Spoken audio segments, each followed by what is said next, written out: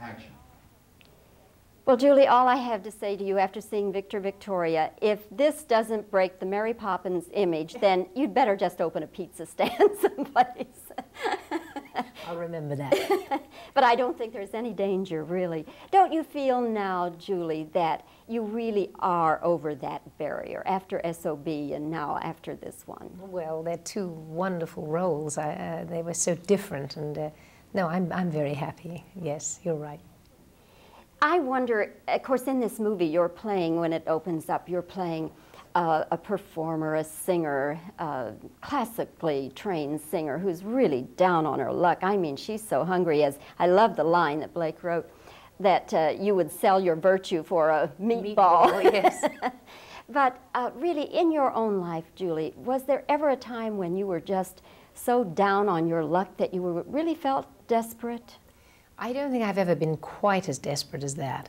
I know in my teens, when I was touring a great deal in vaudeville, it was a little dicey there from time to time, and certainly in the early days when I came to Broadway, toward the end of the week before payday, you know, one was down to a can of beans and things like that. But it really, at least we had a can of beans. Poor Victoria doesn't have anything for about 3 days. But then as time went on and you were trying to do, you know, broaden your horizons as an actress, would you ever get to the point where you'd say, oh, maybe I just ought to give it all up? Well, I come from a family that was in show business too. And I guess I've just worked most of my life, fortunately. I can't imagine giving it all up. I enjoy it too much. And I've been terribly fortunate. I've had some wonderful roles. I mean, certainly in the early days on Broadway, My Fair Lady and Camelot. Those aren't things you'd want to give up. So I think I've been too fortunate to be in that position.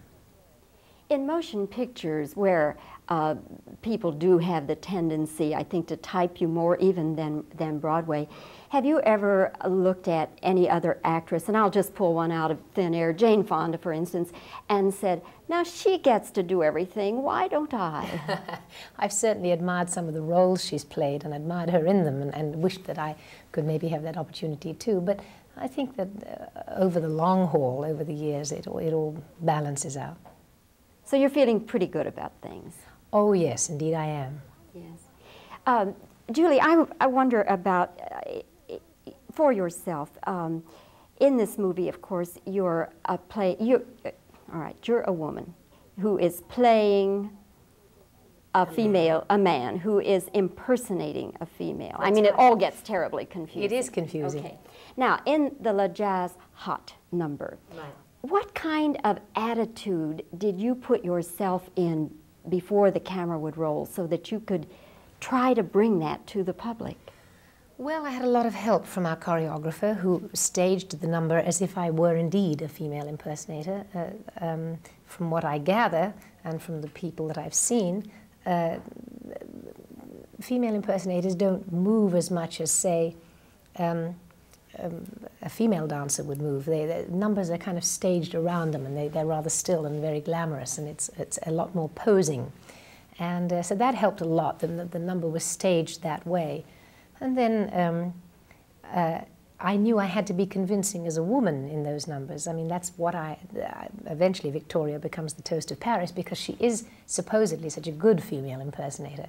So I'm mostly concentrated, before taking off my wig and revealing myself as a man, I'm mostly concentrated on trying to be very female. The first time you actually saw yourself made up with the men's clothing on and the cut hair and everything, and you looked in the mirror, what did you think? Well, it was a slow process. We did many, many tests before we actually started to shoot any film. Tried different hairstyles, different color combinations in suits and things like that, did wardrobe tests.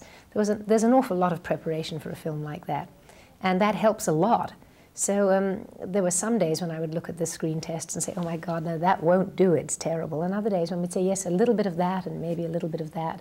We could put them together, and then maybe less makeup on the eyes and more here. You know, you gradually pare it down until you have it. Yes. Have you ever, just so that you could travel and get out and around, have you ever worn disguises? I sometimes joke about so that I won't be recognized, I'll put on my Elizabeth Taylor wig. But then I think, wouldn't it be terrible if I was recognized in spite of wearing the wig? I'd feel such a fool. So no, I haven't done it. You just don't do that, huh? No, mostly, I think if I do anything, I would put on a scarf or some glasses, but sometimes that seems to heighten. People want to see what's behind. So no, I don't often do it. Are you almost always recognized? It depends where I am. Certainly in Los Angeles, people are more used to seeing movie stars walk down the street, and it isn't quite such a big thing. And then, depending, I mean, if you're in New York, people don't expect you to be in New York, or they don't expect you to be in London. So quite often you can get away with things. As long as you don't say anything, Julie. Yes, you're right about that. Apparently my voice is very distinctive. Indeed it is.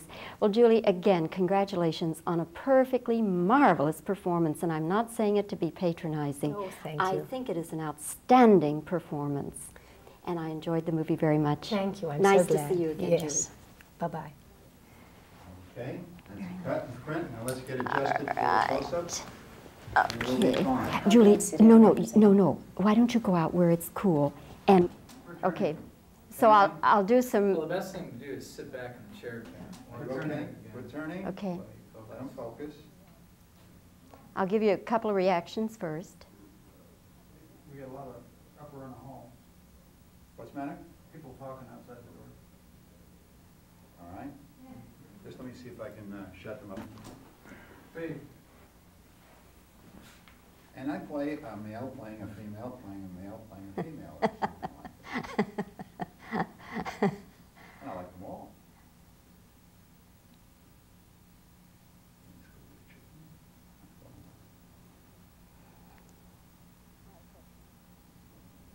All right, questions. Okay. Okay.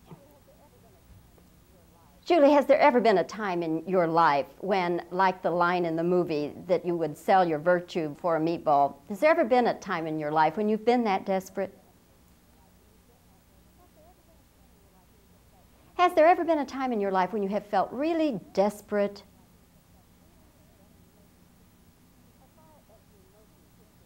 As far as your motion picture career, trouble breaking away from this Mary Poppins image, was there ever a time when you wanted to give it up? Has there ever been a time in your motion picture career that you wanted to just give it all up? We still okay? Okay. you look at us on the wrong side of camera. Wrong side of camera? No, okay. We're turning. Okay. All right, okay. Julie, in the La Jazz Hot number, what sort of an attitude would you get yourself into before that? What sort of an attitude would you get yourself into to make the La Jazz Hot number believable? Okay. What did you think the first time you looked in the mirror with the man's haircut and the man's clothing?